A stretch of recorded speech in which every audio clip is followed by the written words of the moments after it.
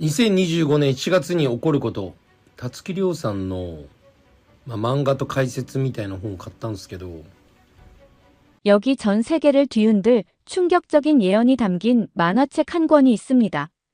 2011년 동일본 대지진부터 2020년 코로나 팬데믹까지 심지어 발생 날짜마저 모두 정확히 적중한 책인데요. 최근 LA 산불과 터키 대지진 등 자연재해가 끊이지 않는 상황에서 이 만화책의 예언이 화제가 되자 중고거래 사이트에서는 100만 원이 넘는 가격에 거래되고 있다고 합니다. 게다가 특히 아직 실현되지 않은 두 개의 예언이 남아있고 그중 하나가 2025년 7월 일본을 덮칠 거대 재앙이라고 해서 일본 전역이 충격과 공포에 휩싸였다고 합니다. 영국 직접 취재한 충격적인 내용 지금 시작합니다. 안녕하세요. 저는 영국 BBC 도쿄 특파원 모피트 바비입니다. 최근 LA에서 발생한 대형 산불과 항공기 착륙 사고로 전 세계가 재난 안전에 주목하고 있죠.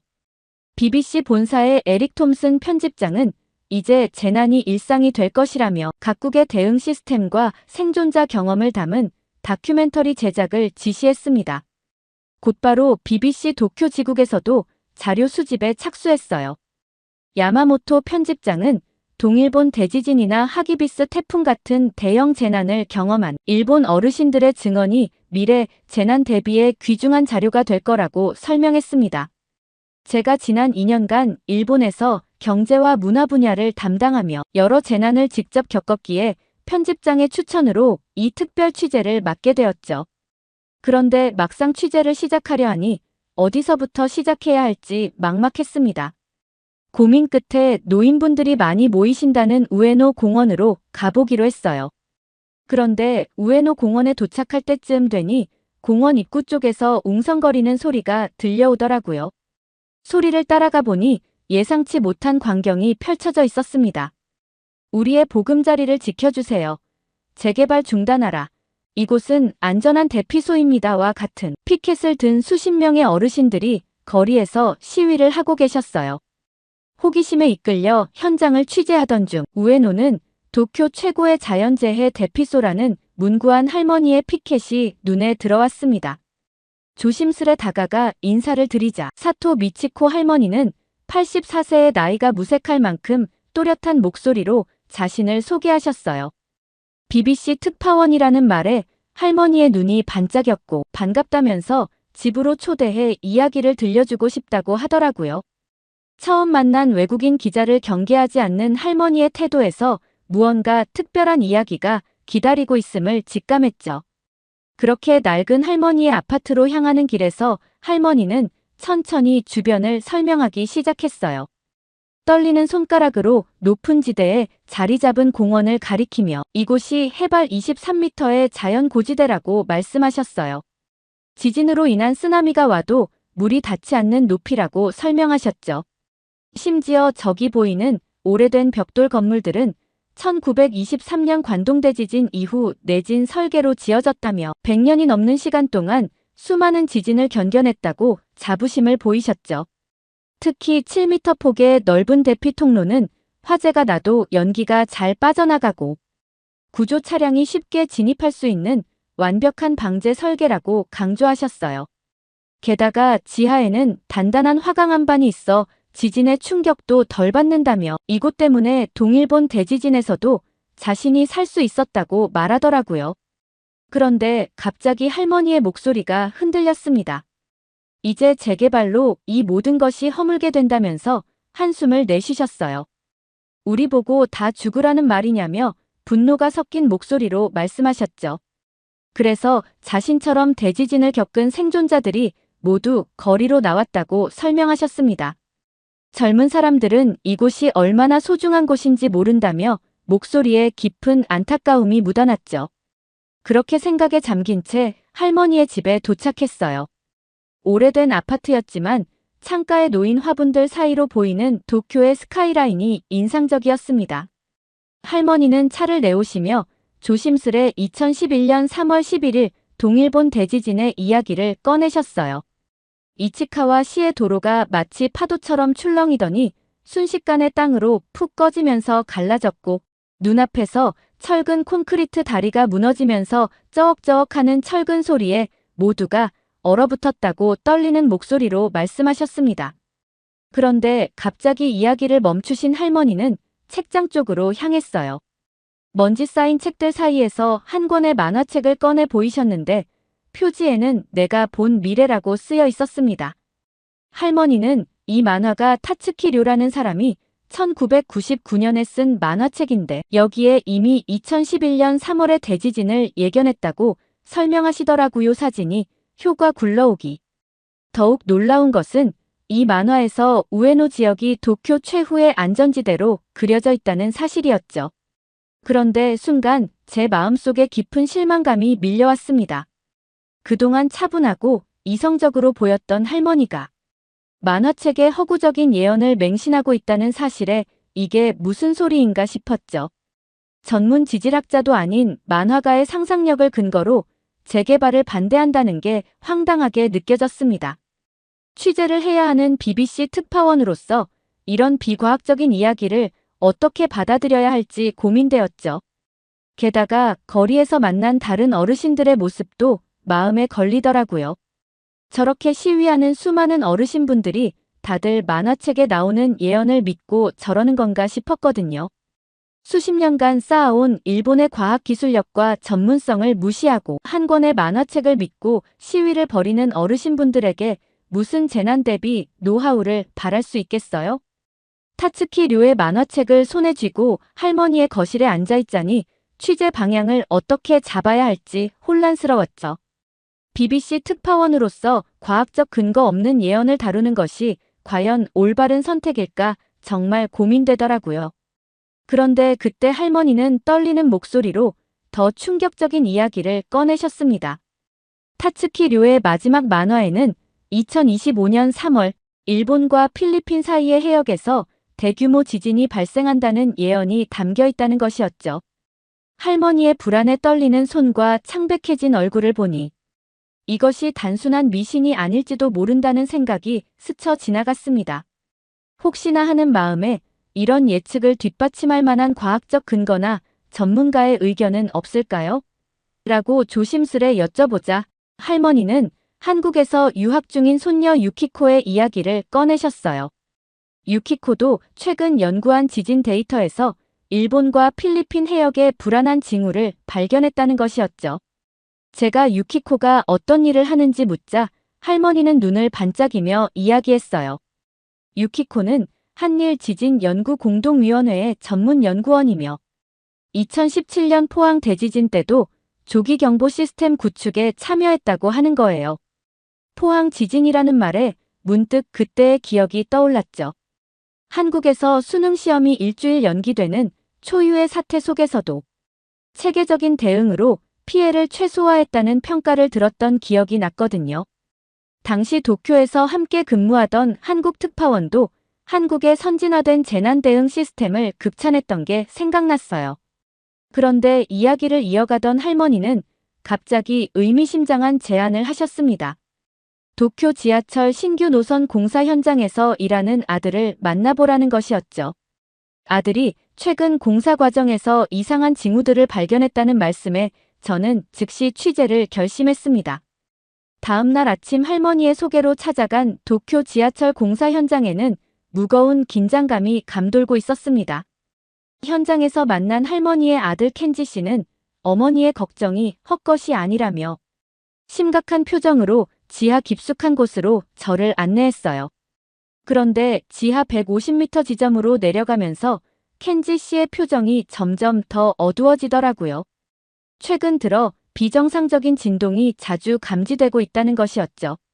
마치 거대한 생명체가 숨쉬는 것처럼 규칙적으로 울리는 저주파 진동이 있고 때로는 지하수가 콸콸 솟구치듯 터널 벽면에서 물이 스며나오는 현상도 발견된다고 했습니다. 켄지 씨는 갑자기 목소리를 낮추며 최근 작업자들 사이에서 타츠키 료의 만화가 공공연하게 회자되고 있어 공사 진행에 차질이 생길까 걱정이라고 속내를 털어놓더라고요. 상부에서도 이런 소문을 막으려 노력하고 있지만 동시에 이상 징후에 대해서는 예의주시하고 있다면서 한국의 지진 전문가 최은동 박사까지 초빙했다고 하는 거 아니겠어요? 그때였어요. 마침 최은동 박사가 모니터실에서 나왔습니다. 켄지 씨가 저를 BBC 특파원이라고 소개하자 박사님은 잠시 망설이는 듯 했지만 이내 지하 관측실로 저를 안내해 주었죠. 그의 표정이 무거워 보였기에 무언가 심각한 상황이 있음을 직감했어요. 그런데 관측실로 들어서자 충격적인 광경이 펼쳐졌습니다. 여러 대의 모니터에는 붉은색과 파란색 그래프가 불규칙하게 교차하고 있었고, 특히 붉은색 그래프는 마치 심전도처럼 불안정하게 요동치고 있었어요. 숫자들도 끊임없이 변화하면서 계속해서 경고음을 울렸죠. 전문가가 아닌 제 눈에도 이 수치들이 정상 범위를 한참 벗어난 것처럼 보였어요. 저는 마음을 가다듬고 최은동 박사를 바라보았죠. BBC 특파원으로서 이런 전문적인 데이터를 일반 시청자들도 이해할 수 있게 전달해야 했기에 그래프의 의미를 최대한 쉽게 설명해달라고 요청했죠. 무엇보다 이 모든 이상 징후가 단순한 우연인지 아니면 정말 그 만화책의 예언처럼 무언가 큰일의 전조인지 정확히 알고 싶었습니다. 그런데 최은동 박사는 잠시 깊은 생각에 잠기더니 굳은 표정으로 모니터의 붉은 그래프를 손가락으로 짚는 거 아니겠어요? 이런 진동 패턴이 2011년 동일본 대지진 직전에도 나타났었다면서 지하 150m 지점에서 감지되는 비정상적인 에너지가 점점 더 강해지고 있다고 설명하더라고요.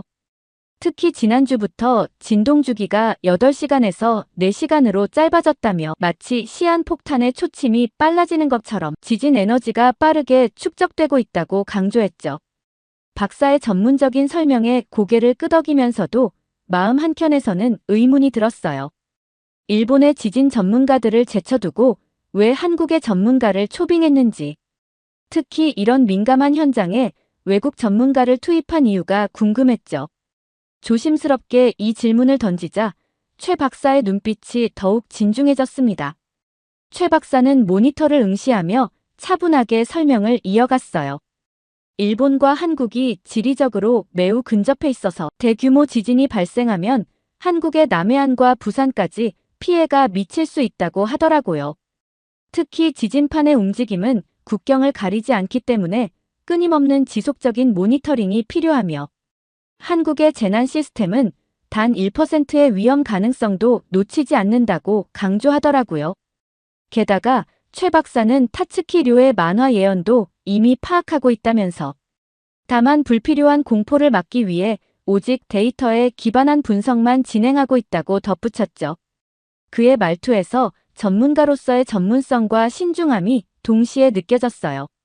그러면서 동시에 순간 등줄기가 서늘해지더라고요. 처음에는 단순한 허황된 이야기로 치부했던 만화 속 예언이 이제는 과학적 데이터와 전문가의 입을 통해 현실로 다가오고 있었기 때문이었죠. 게다가 한국의 지진 전문가까지 나서서 이런 위험 신호를 감지하고 있다는 사실에 상황이 생각보다 훨씬 더 심각하다는 것을 실감하게 되었어요. 그때였습니다. 귓속이 갑자기 먹먹해지더니 발밑에서 이상한 진동이 느껴졌습니다. 이건 분명 지하철 공사나 열차의 흔들림과는 달랐습니다. 지하 깊은 곳에서 울리는 저주파 진동에 실험실의 유리병들이 미세하게 떨렸고 책상 위 커피잔의 표면에는 동심원 모양의 물결이 일었습니다. 더욱 불안했던 것은 실험실 한켠의 흰 쥐들이 보인 이상 행동이었습니다.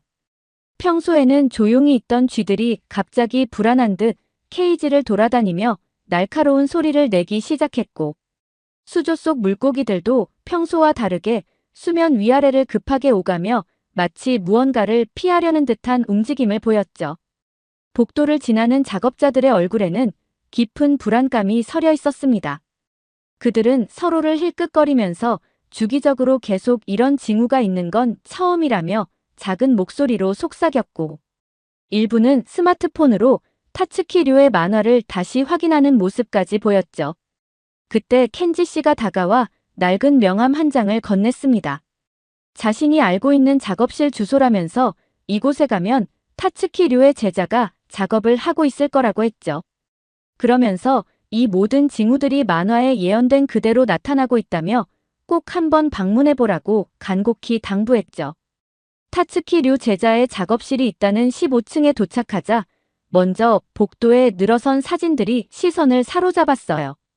1995년 고베 대지진부터 2011년 동일본 대지진까지 일본을 강타했던 주요 재난의 흑백 사진들이 연대기 순으로 붙어 있었죠. 그런데 더욱 기이했던 것은 각 사진 옆에 붙어 있던 스케치들이었어요. 마치 실제 사진을 미리 그린 것처럼 놀랍도록 정확한 묘사가 담겨 있었고, 사진과 스케치를 이어주는 붉은 실들이 복도 전체를 거미줄처럼 감싸고 있었습니다. 조심스레 문을 두드리자 마른 체격의 남자가 나왔습니다. 타츠키 류의 제자라고 자신을 소개한 야마모토 켄은 잠시 망설이더니 작업실 안으로 저를 안내했죠. 스승님이 더 이상 공개적으로 활동하지 않기로 했다면서 작품을 통해 전하고 싶은 메시지가 있다면 자신이 대신 전달하겠다고 하더라고요. 작업실 안은 마치 시간이 멈춘 듯 했습니다. 먼지 쌓인 제도판 위에는 미완성된 스케치가 놓여 있었고, 벽면을 가득 메운 스케치들은 마치 살아있는 것처럼 때때로 바람에 살랑거렸죠. 그 중에서도 가장 눈길을 끈 것은 작업대 위에 놓인 스케치북들이었죠. 제가 스케치북들을 유심히 보자 야마모토는 의미심장한 미소를 지으며 오래된 스케치북 한 권을 집어들었어요. 1992년 8월이라고 적힌 첫 페이지를 펼치자 파리의 알마 터널과 검은 메르세데스 벤츠가 충돌하는 장면이 섬뜩할 정도로 상세하게 그려져 있었습니다. 저는 그 순간 BBC 수습 기자 시절 다이애나 비의 사고 소식을 전화했다던 선배 기자의 떨리는 목소리가 떠올랐죠. 제가 그림 아래에 적힌 8월 31일 자정 알마 터널 13번 기둥이라는 메모를 보며 놀란 표정을 짓자 야마모토는 스승님이 사고 2주 전에 이 그림을 그렸다고 설명했습니다. 심지어 차량 속도와 파파라치 오토바이 대수까지 정확히 기록되어 있었죠. 등줄기가 서늘해졌습니다. 그런데 다음 페이지를 넘기자 숨이 멎는 듯한 광경이 펼쳐졌습니다. 2011년 3월 11일 오후 2시 46분 진도 9.0의 대지진이 일본 동북부 해역을 강타할 것이라는 예언이었습니다. 제가 반신반의하며 스케치를 유심히 들여다보자 야마모토는 차분한 목소리로 설명을 이어갔습니다. 지진 발생 3개월 전인 2010년 12월 스승님이 새벽에 식은땀을 흘리며 깨어나 이 그림을 그렸다고 했죠. 진앙지는 센다이 해역 동쪽 130km 지점, 쓰나미는 최대 40.5m까지 치솟을 것이며 후쿠시마 원전이 무너지는 과정까지 마치 실제 현장을 목격한 것처럼 세세하게 묘사되어 있었어요. 저는 믿을 수 없다는 듯 고개를 저었습니다.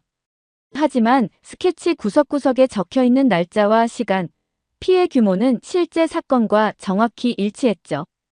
특히 쓰나미가 해안에 도달하는 시간대별 지도를 보며 등줄기가 서늘해졌습니다.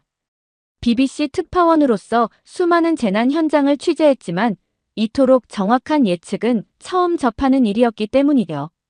그리고 마지막으로 야마모토가 보여준 스케치에 저는 경악하지 않을 수 없었습니다. 야마모토의 설명에 따르면 스승님은 2019년 11월 초 극도로 불안해하며 이 그림을 그렸다고 합니다. 수산시장의 구조도부터 시작해 박쥐에서 시작된 바이러스가 전 세계로 퍼져나가는 경로가 마치 지도처럼 상세히 표현되어 있었고, 특히 2020년 4월 7일 일본의 긴급사태 선포와 함께 도쿄의 번화가가 텅 비게 될 것이라는 충격적인 예언까지 담겨 있었습니다. 두 손으로 스케치북을 붙잡은 저의 손가락이 떨렸습니다. 머릿속이 하얘졌죠. 다이애나 비의 정확한 사망 시점부터 동일본 대지진의 진앙지, 심지어 코로나19의 확산 경로까지 이토록 정교하게 예측한다는 것이 도저히 믿기지 않았기 때문입니다. BBC 특파원으로서의 이성적 판단과 눈앞에 펼쳐진 명백한 증거 사이에서 혼란스러웠어요. 특히 긴급사태 선포 날짜까지 정확히 맞춘 것은 그 어떤 과학적 논리로도 설명할 수 없는 일이었죠. 저는 도저히 믿기지 않았습니다. 어떻게 이렇게 정확한 예언이 가능한 건지 목소리가 떨리며 야마모토에게 물었죠. 그러자 그는 스승님의 특별한 능력에 대해 설명하기 시작했습니다. 스승님은 예지몽을 통해 미래를 보는데 항상 머리맡에 스케치북과 펜을 두고 자다가 꿈에서 깨자마자 보았던 장면들을 그대로 그린다는 것이었습니다. 방금 복도에서 본 모든 스케치들이 바로 그렇게 탄생한 예지화라고 했죠. 그때였습니다. 야마모토가 서랍에서 꺼낸 마지막 스케치북은 이전과는 완전히 다른 분위기를 풍겼습니다. 스승님이 최근에 그린 작품이라면서 조심스레 펼쳐 보였죠. 거기에는 2025년 7월 필리핀해에서 시작되는 대규모 지진과 쓰나미가 일본을 강타하는 모습이 그려져 있었습니다. 그런데 스케치의 디테일이 놀라움과 동시에 섬뜩할 정도로 구체적이었습니다. 진앙지의 정확한 위치와 지진의 규모, 쓰나미의 높이까지 세세하게 표시되어 있었고, 이는 2011년 대지진의 3배에 달하는 규모였죠. 야마모토는 떨리는 목소리로 말했습니다.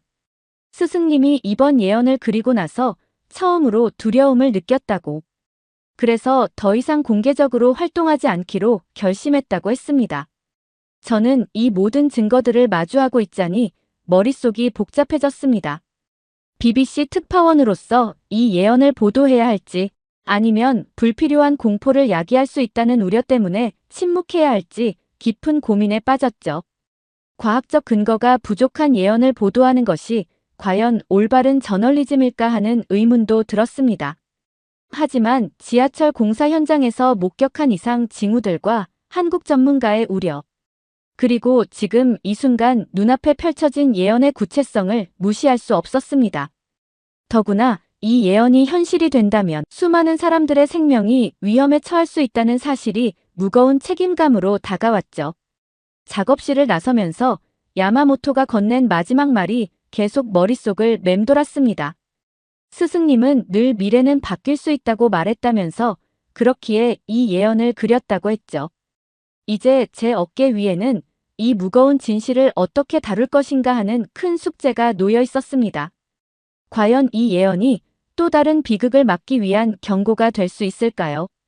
아니면 그저 불필요한 공포만 야기하게 될까요?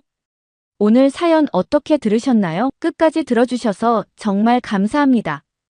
오늘 사연이 재미있으셨다면 좋은 의견을 댓글로 남겨주세요. 공유도 많이 해주시고요. 구독 버튼까지 눌러주시면 정말 감사하겠습니다. 저는 더 좋은 사연으로 찾아뵐게요. 감동도서관이었습니다. 감사합니다. LA 산불 속 한국인들의 선결제 문화가 미국 사회에 신선한 충격을 주었습니다.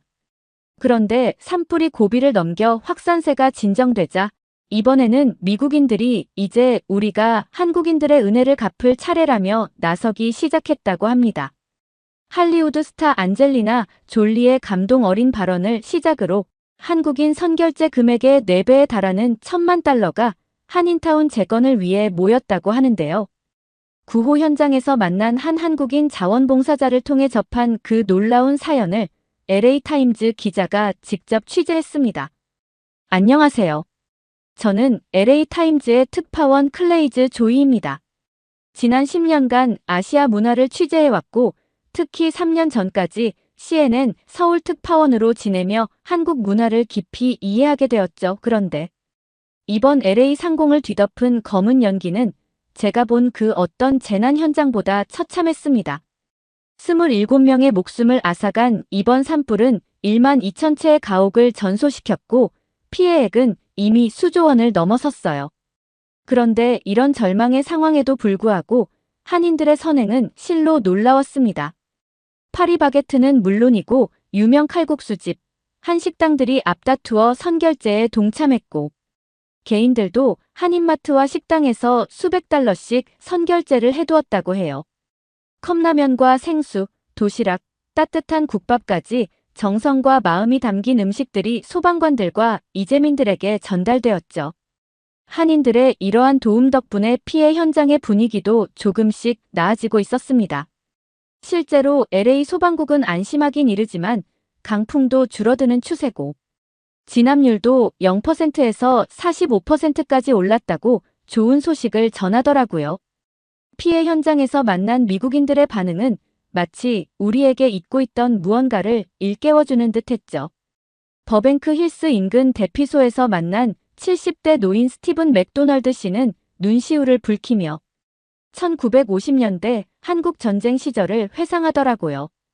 그의 아버지가 참전 용사였다면서 당시 미국의 도움을 받던 한국이 이제는 이렇게 발전하여 도움을 주는 나라가 되었다며 감격스러워 하시는 모습이 인상적이었어요.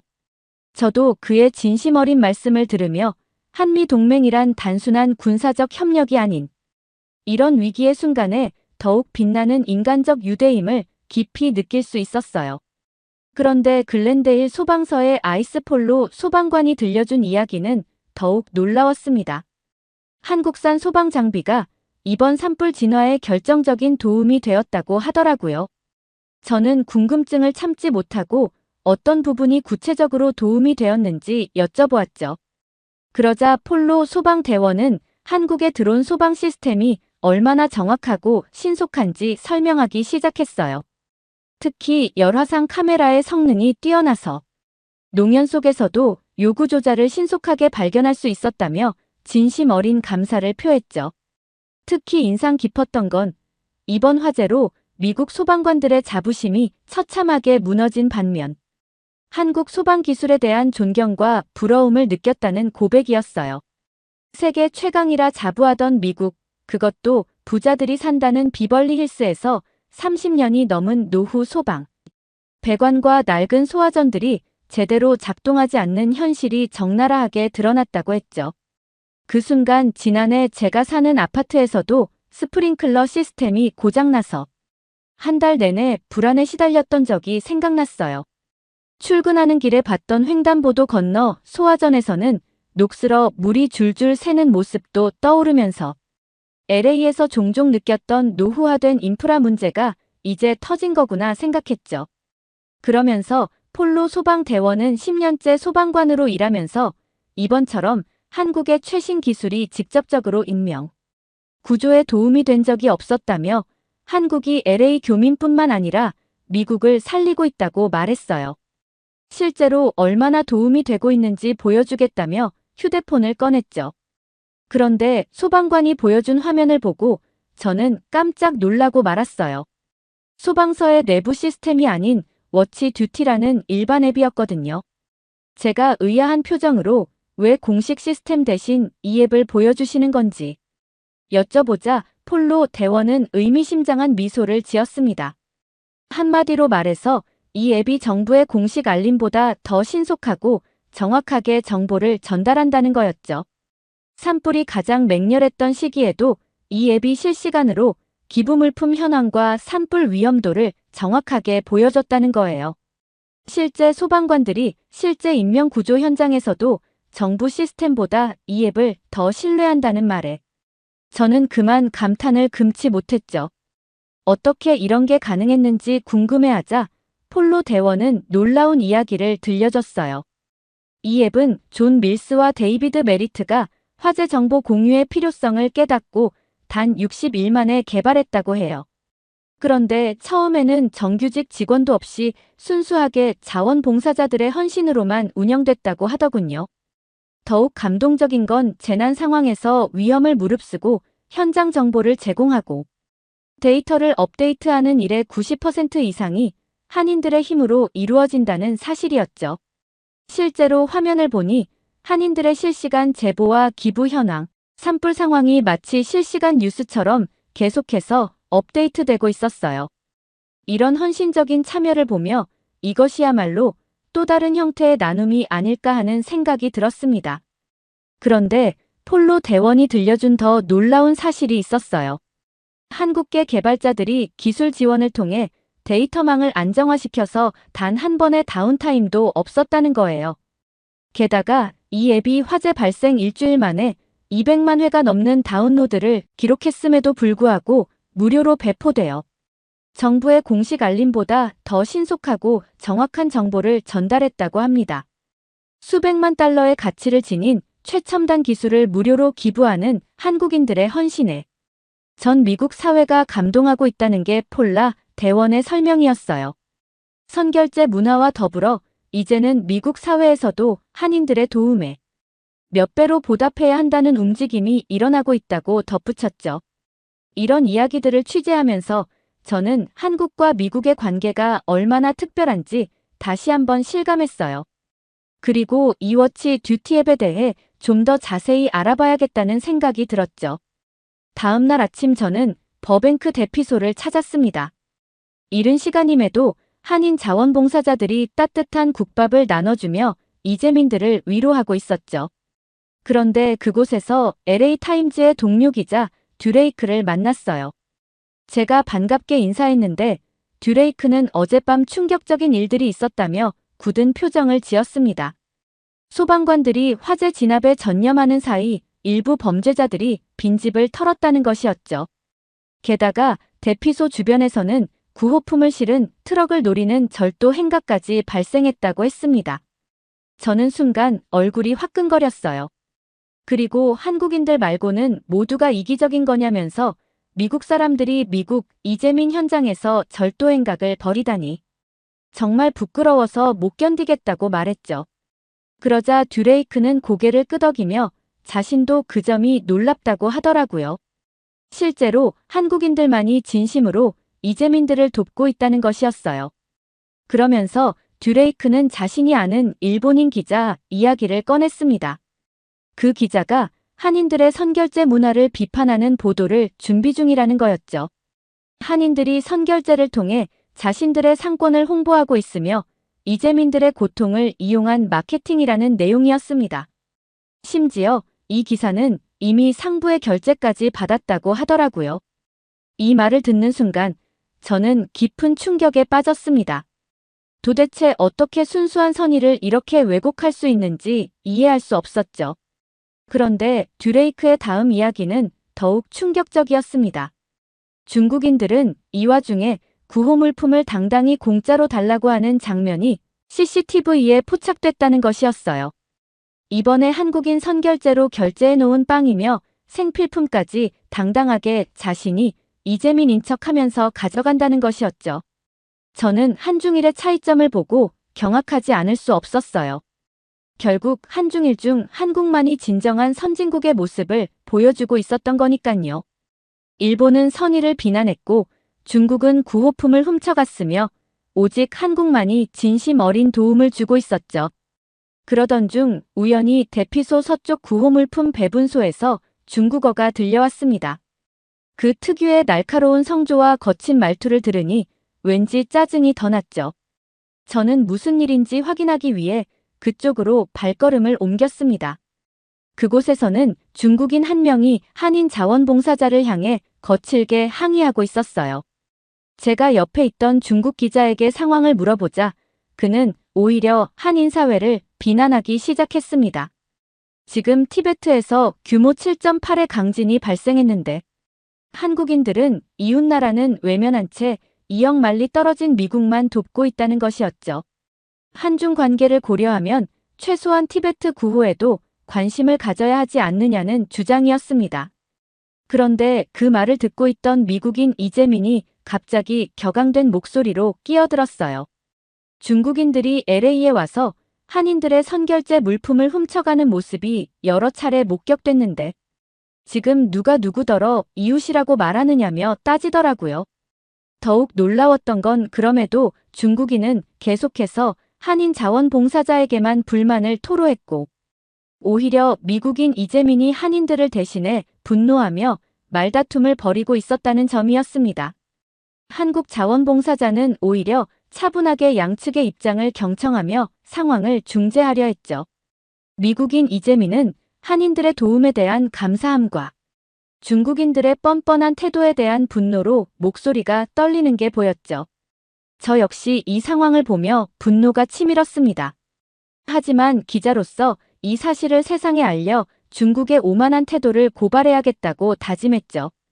저는 이 모든 상황을 지켜보던 한 여성 자원봉사자에게 다가가 인터뷰를 나누고 싶다고 했어요. 강유정이라고 자신을 소개한 그녀는 잠시 물품 정리를 마무리하고 나서 이야기를 나누자며 자리를 옮겼어요. 유정 씨는 한국 사람들은 순수한 마음에서 돕는 것이지 마케팅이나 과시하려는 의도는 전혀 없다고 말했습니다. 중국이든 미국이든 사람이 죽고 다치는 것은 안타까운 일이라며 도움이 필요한 곳에 도움을 주는 것뿐이지 정치적인 의도는 없다고 덧붙였죠. 저는 그 말에 깊이 공감하면서도 중국인들의 선결제 물품 절도는 정말 비양심적이라고 말했습니다.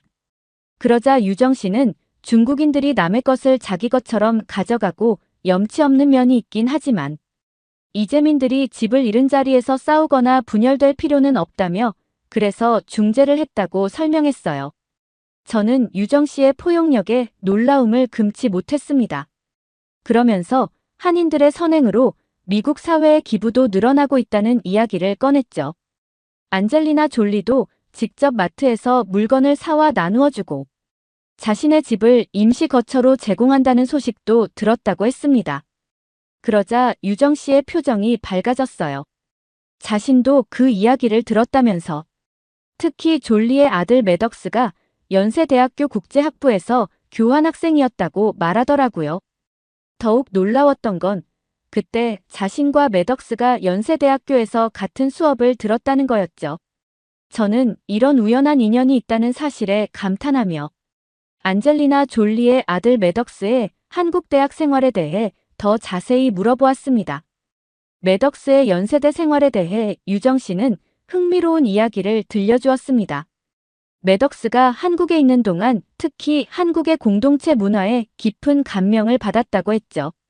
유정 씨의 말에 따르면 매덕스는 수업 시간에 한국의 문화에 대해 발표를 했을 정도로 한국 문화에 매료되어 있었다고 합니다. 그런데 그때였습니다. 대피소 한쪽에서 갑자기 흐느끼는 소리가 들려왔어요. 갑작스러운 울음소리에 유정 씨와 저는 대화를 멈추고 서로를 마주보았죠. 저는 유정 씨와 이야기를 잠시 중단하고 함께 그쪽으로 향했습니다. 구석에 놓인 접이식 의자에 앉아있던 중년 여성이 손수건으로 눈물을 닦고 있었죠. 릴레이나 로젠이라고 자신을 소개한 그녀는 한인 자원봉사자들이 건넨 따뜻한 커피를 받아들면서도 떨리는 목소리로 흐느끼더라고요. 한인들의 도움으로 위로받고 있지만 여전히 다른 미국 사회에서는 너무나 이기적인 부분이 있다면서 최근 주변 모텔들이 숙박비를 평소의 3배까지 올렸다면서 눈물 섞인 목소리로 말했어요. 어제는 모텔 3군데를 돌아다녔는데 평소엔 $100도 안 하던 곳인데 하룻밤에 $300를 달라 했다면서 이 시국에 어떻게 이럴 수 있냐고 한탄하는 거였죠. 그러자 옆에 있던 다른 이재민이 더 충격적인 이야기를 털어놓았습니다. 새로 월세를 구하려고 중개사를 찾아갔더니 평소 $2,000짜리 아파트를 $4,000에 내놓았다는 거였죠. 게다가 보증금도 터무니없이 비쌌답니다. 로젠 씨는 한숨을 내쉬며 말을 이어갔어요. 로젠 씨의 이야기를 듣고 있던 유정 씨의 표정이 갑자기 굳어졌습니다. 잠시 핸드폰을 들여다보던 그녀는 제게 LA 한인회 회장님께 연락을 드려보겠다고 했죠. 그리고 그날 오후 상황이 극적으로 달라지기 시작했습니다. 유정 씨의 연락을 받은 LA 한인회 회장이 직접 대피소를 찾아와 이재민 주거 지원 프로그램을 발표했기 때문이에요. 한인 부동산 협회 소속 중개인들이 발벗고 나서서 빈 점포와 주택을 임시 거처로 제공하기로 했고 한인 교회들도 교육관과 부속 건물을 개방하겠다고 했죠. 소식을 들은 로젠 씨는 정말인가요? 라면서 몇 번을 되물으면서 유정 씨에게 감사의 인사를 했어요. 그런데 유정 씨는 고개를 끄덕이며 더 기쁜 소식을 전하는 거 아니겠어요? 한인타운 인근의 아파트 단지에서 이재민들에게 6개월간 월세의 30%를 감면해주기로 했다는 소식이었죠. 게다가 한인회는 변호사들과 협력해 불공정한 임대료 인상에 대한 법률 자문도 무료로 제공하기로 했답니다. 이런 소식이 전해지자 CNN 취재팀도 곧바로 현장을 찾았습니다. 저는 그들과 함께 한인회관으로 향했죠. 그런데 그곳에서 뜻밖의 광경을 목격했습니다. 안젤리나 졸리가 이재민들을 찾아와 따뜻한 위로의 말을 건네고 있었던 거예요. 졸리는 이재민들을 위로하면서도 한국인들에 대한 깊은 존경심을 표현했습니다. 한인들의 선결제 문화를 듣고 깊은 감동을 받았어요. 우리가 한국인들의 반만이라도 따라할 수 있다면 이 세상은 더 나아질 거예요. 라는 그녀의 진심 어린 말에 이재민들은 눈시울을 붉혔습니다. 저는 이 순간을 놓치고 싶지 않았습니다. 조심스럽게 졸리에게 다가가 이번 LA 산불 사태에 대한 그녀의 생각을 물었죠. 졸리는 잠시 생각에 잠긴 듯 하다가 진지한 표정으로 이번 산불로 한인들의 선결제에 대해 자신이 반드시 몇 배로 갚을 거라고 말을 하더라고요. 그러면서 사실 매덕스가 연세대에서 공부하면서부터 한국 문화에 특별한 애정을 가지게 되었다는 말을 덧붙이더라고요. 그때였습니다. 졸리의 시선이 한 곳에 멈췄고 곧 반가운 미소가 번졌어요. 졸리가 제 옆에 있던 유정 씨를 보더니 혹시 매덕스가 자주 이야기하던 유정이가 맞냐면서 반갑게 인사하는 거 아니겠어요? 유정 씨도 기억이 났는지 환한 미소를 지으며 맞아요. 예전에 매덕스와 신촌 프리마켓 자원봉사 때 잠깐 뵌 적이 있었죠. 아직도 기억하시다니 영광이에요라고 답하더라고요. 졸리는 당시 자신도 한국에 와 있었던 터라 매덕스와 함께 프리마켓을 구경했던 기억이 난다면서 이곳 LA까지 와서 자원봉사를 하고 있는 것이 놀랍다고 말했습니다. 유정 씨는 LA에 거주하는 이모가 한인마트를 운영하고 있었고 마침 이번 산불 사태를 맞아 이모를 돕기 위해 오게 되었다고 설명했죠. 저는 그들의 대화를 들으며 이렇게 작은 인연들이 모여 더 큰 선행으로 이어지는 것을 보며 가슴 한켠이 뭉클해졌어요. 저는 졸리와 유정 씨의 대화가 끝나고 유정 씨에게 졸리와의 인연에 대해 좀 더 자세히 물어보았죠. 그러자 유정 씨는 매덕스를 통해 들은 흥미로운 이야기들을 들려주었어요. 특히 졸리가 봉준호 감독의 설국열차 출연 제안을 거절한 것을 두고 아직도 후회한다는 말을 자주 했다고 합니다. 심지어 매주 새로 나오는 한국 드라마를 실시간으로 시청할 정도로 한국 문화에 푹 빠져 있다고 하더군요.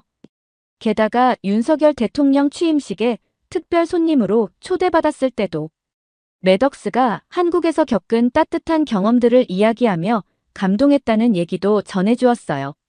서울시에서는 그녀를 명예시민으로 위촉하는 방안까지 검토했다고 하니 할리우드의 가장 영향력 있는 배우가 한국을 이토록 사랑하게 된 것은 분명 이런 한국인들의 따뜻한 마음씨 때문일 거라는 생각이 들었습니다. 그런데 이틀 뒤 LA 한인타운에 믿기 힘든 소식이 전해졌습니다. 익명의 기부자가 1천만 달러라는 거액을 한인타운 재건을 위해 기부했다는 것이었죠. 소식을 전해 들은 저는 즉시 한인회관으로 달려갔습니다. 이는 이번 화재에서 LA 총영사관과 한인회에서 도움을 준 금액의 4배에 달하는 규모였기 때문입니다. 그런데 현장에 도착해서는 더 놀라고 말았죠. 기부자가 한 명이 아니라 무려 7만 5천 명이나 되었기 때문이었죠. 처음에는 모두가 반신반의했습니다. 하지만 곧 이 소식이 사실로 확인되었고 한인사회는 깊은 감동에 휩싸였죠. 익명의 기부자가 누구인지는 끝내 밝혀지지 않았지만 미국 사회가 한인들의 선결제 문화에 감동받아 그 금액의 4배를 되돌려준 것만은 분명했습니다. 이 사실을 알게 되었을 때 문득 며칠 전 대피소에서 있었던 유정 씨와 안젤리나 졸리의 만남이 떠올랐습니다. 그날 졸리가 한인들의 선결제 문화에 깊은 감동을 표현했던 것처럼 많은 미국인들도 같은 마음이었던 것 같습니다. 이후 유정 씨와의 마지막 인터뷰는 더욱 특별하게 느껴졌어요. 그녀는 눈시울을 붉히며 이렇게 말했죠. 매덕스는 늘 한국의 정이 세상을 더 따뜻하게 만들 수 있다고 믿었어요. 그리고 이번에 정말 그 말이 현실이 되었네요. 라고 말하면서 한국인으로서 자부심을 느낀다고 하더라고요. 저는 유정 씨의 말을 듣고 결국 LA 산불은 미국 사회에 한국 문화의 아름다움을 알리는 특별한 계기가 된 것 같다는 생각이 들었죠. 그리고 그 중심에는 연세대에서 한국의 정을 배운 매덕스와 같은 젊은이들, 그리고 그들을 통해 한국 문화의 가치를 이해하게 된 수많은 미국인들이 있었던 것입니다. 이 이야기는 오랫동안 LA 사람들의 기억에 남을 것 같습니다. 오늘 사연 어떻게 들으셨나요? 끝까지 들어주셔서 정말 감사합니다. 오늘 사연이 재미있으셨다면 좋은 의견을 댓글로 남겨주세요. 공유도 많이 해주시고요. 구독 버튼까지 눌러주시면 정말 감사하겠습니다. 저는 더 좋은 사연으로 찾아뵐게요. 감동도서관이었습니다. 감사합니다.